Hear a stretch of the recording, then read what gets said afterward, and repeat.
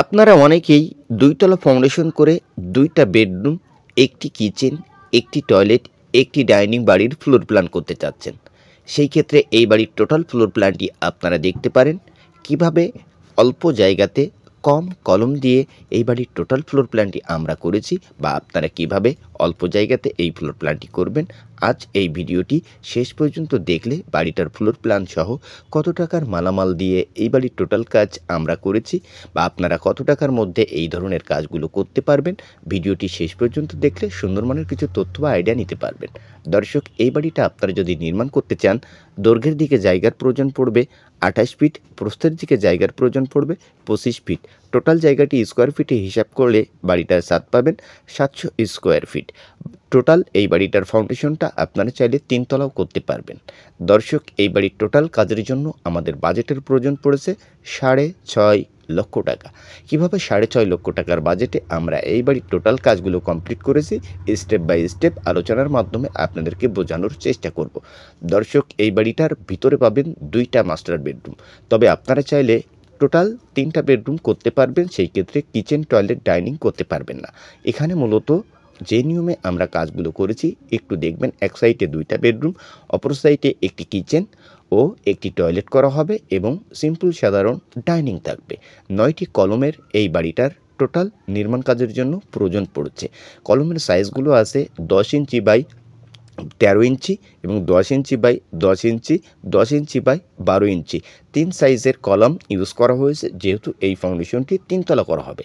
দর্শক, প্রত্যেকটা কলমে আমরা রড ইউজ করেছি 6 পিস করে 16 মিলি রড এবং সিঁড়ির জায়গাতে 8 পিস করেও ইউজ করা হয়েছে 2টা 12 মিলি এক্সট্রা এবং বিমটা দেওয়া হয়েছে বাড়িটার মাটি লেভেলে একটি 10 ইঞ্চির সলিংয়ের উপর। এটা হলো বিল্ডিংয়ের মেন গেট। মেন গেট থেকে সিঁড়িটা ওঠানো হয়েছে, ধাপের সাইজ করা হয়েছে 5 ইঞ্চি করে। বর্তমানে আপনারা 5 ইঞ্চি করে সিঁড়ির ধাপ করবেন। দর্শক, বাড়িটার টোটাল কাজের জন্য আমাদের রডের প্রয়োজন পড়েছে, যে হিসাবটা সেটাও কিন্তু আপনাদের ভিডিওর শেষে প্ল্যানের সময় উল্লেখ করা হবে। কত টাকার মিস্ত্রি খরচ, কত টাকা সিমেন্ট গেছে এবং কত টাকা পিকেট গেছে, সমস্ত বিষয়টি। এখন ভিট বালু ভরাট কাজ চলছে, ফ্লোর ঢালাই দিয়ে আমরা বাড়িটার গাঁথনি করে ছাদ দেব।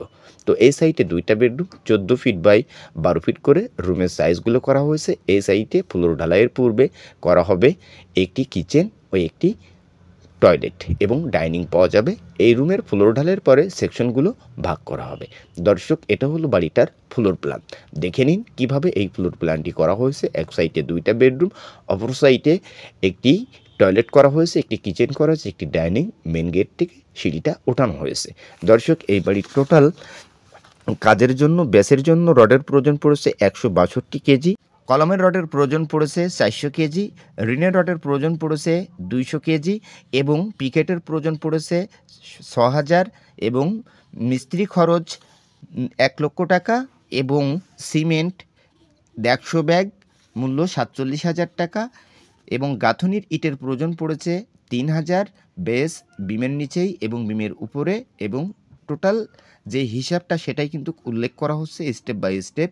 দর্শক, এখানে কম বেশি হতে পারে আপনাদের নির্মাণের সময়।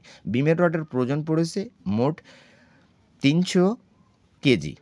তো এই বেসিক কিছু ধারণা আপনাদেরকে শেয়ার করা হলো। ভিডিওটি ভালো লাগলে লাইক করবেন, চ্যানেল সাবস্ক্রাইব করবেন।